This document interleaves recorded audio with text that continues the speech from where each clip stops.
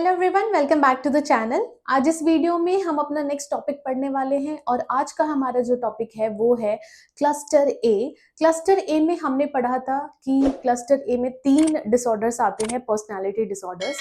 First one is paranoid personality disorder, second था स्किज़ॉइड personality disorder और third था स्किज़ोटाइपल personality disorder. तो आज इस वीडियो में हम फर्स्ट पर्सनालिटी डिसऑर्डर डील करने वाले हैं जो कि है पैरानॉइड पर्सनालिटी डिसऑर्डर। ओके, तो ऑलरेडी मैंने लिख दिया हुआ है टॉपिक पर्सनालिटी डिसऑर्डर का कि कौन सा हम पढ़ने वाले हैं, लेकिन यहाँ साइड में मैं आपको मेंशन कर देती हूँ कि ये क्लस्टर ए से है। ठीक है, क्लस्टर ए। ठीक है, हमने पढ़ा था क्लस्टर ए, क्लस्टर बी, क्लस्टर सी। तो सबसे पहले हम क्लस्टर ए के डिसऑर्डर्स पढ़ लेंगे, उसके बाद cluster B and then cluster C. Okay, तो सबसे पहले पैरानॉइड पर्सनालिटी डिसऑर्डर का हम डेफिनेशन पढ़ेंगे। ओके, डेफिनेशन क्या है? Pervasive distrust and suspiciousness of others, preoccupied with unjustified doubts about the loyalty और ट्रस्टवर्दीनेस ऑफ अदर्स। ठीक है, अब इसका क्या मतलब होता है कि जिसे भी पैरानॉइड पर्सनालिटी डिसऑर्डर है उस इंसान को बहुत ज्यादा डाउट रहते हैं दूसरों पे, वो किसी पे ट्रस्ट नहीं करते हैं। अब देखो, ये जो पैरानॉइड, ये जो टर्म है ना, ये आया है पैरानोइया से। ठीक है, पैरानोइया, और पैरानोइया का मतलब ही होता है ऐसे लोग जो किसी पे भी ट्रस्ट नहीं कर पाते हैं, ऐसे लोग जिन्हें ऐसा लगता है कि उसके आसपास जितने भी लोग हैं वो सब उसके अगेंस्ट कंस्पायर कर रहे हैं, मतलब उसके अगेंस्ट कुछ प्लॉटिंग कर रहे हैं, प्लानिंग कर रहे हैं कि उसको कैसे हार्म कर पाए, या फिर उससे अगर कोई बात भी कर रहा है तो जरूर इसका कोई मतलब है तभी ये मुझसे बात कर रहा है। ठीक है, ऐसे जो पर्टिकुलर पर्सन होते हैं उन्हें हम बोलते हैं पैरानॉइड। ठीक है, तो जो पैरानॉइड वाले पेशेंट होते हैं, आप उनसे जब भी मिलोगे तो आपको पता लगेगा कि वो किसी पे भी ट्रस्ट नहीं करते, इवन अपने फैमिली मेंबर्स पे भी ट्रस्ट नहीं करते हैं। ठीक है, तो यही हमारे डेफिनेशन में मेंशन्ड है कि वो किसी पे ट्रस्ट नहीं करते। डिस्ट्रस्ट का क्या मतलब है कि वो किसी पे भी ट्रस्ट नहीं कर पाते हैं। एंड सस्पिशियसनेस, हर एक इंसान पे वो शक करते हैं कि ये इंसान मुझसे बात कर रहा है या ये इंसान मेरे लिए कुछ कर रहा है, दैट मीन्स इसका कुछ हिडन मोटिव है, ये पक्का कुछ ना कुछ चाहता है, मेरी प्रॉपर्टी चाहता होगा, या तो मुझे मार देगा, या तो मेरे खाने में कुछ मिला देगा, मुझे हार्म करेगा। ठीक है, ऐसा वो सोचते हैं।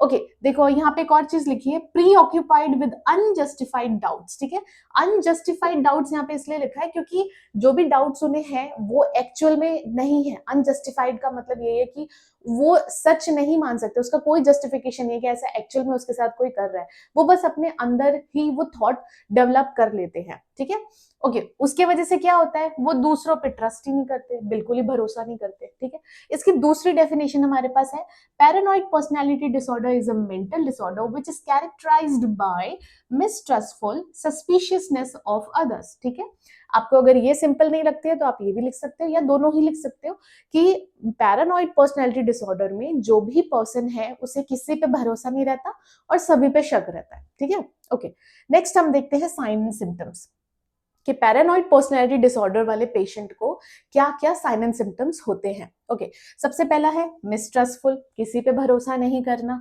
सस्पिशियसनेस, हमेशा हर एक इंसान पे शक करना कि ये इंसान मुझे हार्म पहुंचाना चाहता है, ये इंसान मेरा कुछ ना कुछ बिगाड़ेगा, मेरी प्रॉपर्टी ले लेगा, या फिर मुझे किसी भी तरीके से मुझे हार्म करना चाहते हैं। ठीक है, नेक्स्ट है स्टबन, बहुत ज्यादा स्टबन होते हैं, किसी की भी बात नहीं सुनते हैं क्योंकि उन्हें ऐसा लगता है कि जो वो सोच रहे हैं वही सच है, बाकी सब उनसे झूठ बोल रहे हैं, तो वो इसी वजह से किसी पे भी भरोसा नहीं करते या फिर किसी की भी बात नहीं सुनते हैं।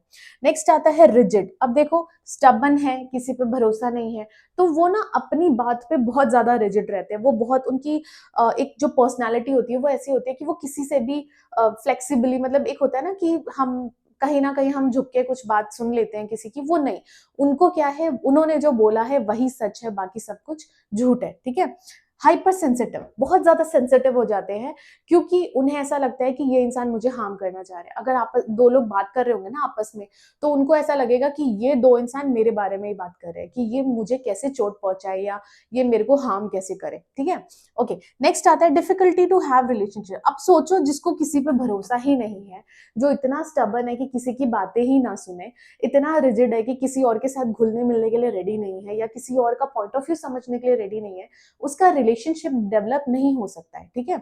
एक रिलेशनशिप डेवलप होने के लिए भी, रिलेशनशिप एज इन किसी के साथ भी, ठीक है, बी इट हमारे पेरेंट्स, बी इट हमारे सिबलिंग्स, हमारे फ्रेंड्स, किसी के साथ भी हमारा जो एक रिलेशनशिप होता है वो मेंटेन तभी रह पाएगा अगर हम सामने वाले की भी सुने और सामने वाला हमारी भी सुने। अगर हम सिर्फ अपने अकड़ में रह जाएंगे तो हमारे रिलेशनशिप्स हर एक इंसान के साथ खराब होते जाएंगे, ठीक है। और वही होता है यहाँ पे क्या है, किसी पे भरोसा ही नहीं है, मम्मी पापा पे भरोसा नहीं है। उन्हें ऐसा लगता है कि मम्मी पापा भी मेरे लिए बुरा सोच रहे हैं, कोई मेरा सगा नहीं है, ठीक है। तो जब ऐसी थॉट रहेगी तो किसी के साथ भी रिलेशनशिप मेंटेन करना या फिर न्यू रिलेशनशिप बनाना बहुत ज्यादा डिफिकल्ट हो जाता है। ओके, नेक्स्ट है जेलस। अब देखो जेलस भी आता है, मतलब वो ना ये सोचते हैं कि मेरे लिए ही करो सब, अगर मतलब कुछ भी हो रहा है तो सबको, मतलब सबका अट्रैक्शन जो है वो मेरे टूवर्ड्स रहे, मुझे अटेंशन दो। किसी और के लिए कुछ कर दिया तो उन्हें ऐसा लगेगा कि किसी और के लिए क्यों किया, मेरे लिए क्यों नहीं कर रहे, ठीक है। तो वो जेलसी भी रहती है। इरिटेबल, बहुत ज्यादा इरिटेटेड रहते हैं क्योंकि उन्हें ऐसा लगता है कि सब उनके अगेंस्ट है। नेक्स्ट है आर्ग्यूमेंटेटिव। किसी की बात पे विश्वास ही नहीं होता है तो वो बहस बहुत ज्यादा करना शुरू कर देते हैं। छोटी सी भी बात होगी उस पर भी बहुत ज्यादा बहस करने लग जाते हैं। सेल्फ इंपॉर्टेंस या फिर सेल्फ सेंटर्ड बोल सकते हैं। इसी वजह से क्या होता है, जेलिसी भी होती है। वो बहुत ज्यादा सेल्फ सेंटर्ड होते हैं, बहुत ज्यादा खुद को इंपॉर्टेंस देते हैं कि मैं इतना इंपॉर्टेंट हूँ कि बाकी सब लोग मुझसे नफरत करते हैं, बाकी सब लोग मेरे अगेंस्ट हैं, सब मुझे हार्म पहुंचाना चाहते हैं, मैं बहुत ज्यादा इंपॉर्टेंट हूँ, ठीक है। एंड लास्ट यहाँ पे लिखा हुआ है फियर ऑफ लव, ठीक है। उन्हें लव से भी डर लगता है। उन्हें ऐसा लगता है कि अगर वो किसी के साथ ऐसे इन्वॉल्व होंगे तो मे बी वो उन्हें हार्म कर दे अगेन, ठीक है। वही वाली सोच, एक पैरानॉइड वाली थिंकिंग जो होती है, व्हाट इफ मेरे खाने में जहर मिला दिया, व्हाट इफ मुझे मार दिया, व्हाट इफ मेरे साथ कुछ गलत कर दिया, ठीक है। तो वो इसी सोच में रहते हैं और इसी वजह से उनका कोई भी रिलेशनशिप मेंटेन नहीं हो पाता है। ओके, अब देखो एक और चीज है, ये जो पैरानॉइड पर्सनालिटी डिसऑर्डर है, पीपीडी, ठीक है, इसको हम इन शॉर्ट पीपीडी बोलते हैं। अगर इसे ट्रीट नहीं किया जाए, ठीक है, अगर हम इसे ट्रीट नहीं कर रहे हैं तो पैरानॉइड पर्सनालिटी डिसऑर्डर और पैरानॉइड डिल्यूजन, ये दोनों बहुत सिमिलर आपको लगेंगे, ठीक है। तो पैरानॉइड पर्सनालिटी डिसऑर्डर में क्या हो रहा है, ये सभी चीजों के लिए ओवरऑल ये ऐसा सोचते हैं कि ये जो है ये गलत करना चाहते हैं, सभी के लिए वैसा सोचते हैं। लेकिन पैरानॉइड डिल्यूजन में वो एक मतलब फॉल्स अनशेकेबल बिलीफ होता है वो, ठीक है। मतलब ऐसा बिलीफ जो कितने भी आप उसको प्रूफ्स दे दो, कुछ भी बोल दो उसको, आप अपनी गर्दन भी काट दो तो भी वो इंसान नहीं मानेगा, ठीक है। उसे ऐसा लगता है कि आप उसे हार्म पहुंचाना चाहते हैं तो वो यही सोचेगा, वो कुछ और नहीं सोच सकता, ठीक है। अगर पैरानॉइड पर्सनालिटी डिसऑर्डर ट्रीट नहीं होता है तो बहुत ज्यादा चांसेस हैं कि वो पैरानॉइड डिल्यूजन में कन्वर्ट हो जाए, ठीक है। और बहुत ज्यादा सीरियस होता है पैरानॉइड डिल्यूजन, ठीक है, जिसको हम डिल्यूजन ऑफ परसिक्यूशन भी बोलते हैं। आगे हम इसको डिटेल में पढ़ेंगे। आज के लिए सिर्फ इतना ही। आज हमने पैरानॉइड पर्सनालिटी डिसऑर्डर पढ़ा। नेक्स्ट वीडियो में हम पढ़ेंगे कि स्किज़ॉइड पर्सनालिटी डिसऑर्डर क्या होता है, उसके सिम्टम्स क्या होते हैं। अगेन ये सिर्फ एक पर्सनालिटी डिसऑर्डर है, ठीक है। आगे हम पैरानॉइड डिल्यूजन भी पढ़ेंगे, ओके, तो कंफ्यूज नहीं होना है उसमें। ओके, तो आई होप आपको ये सब अच्छे से समझ में आया हो। अगर वीडियो अच्छी लगी तो वीडियो को लाइक करें, चैनल को सब्सक्राइब करें, और कोई भी डाउट या फिर रिकमेंडेशन है तो आप मुझे कमेंट सेक्शन में बता सकते हैं। Thank you so much for watching.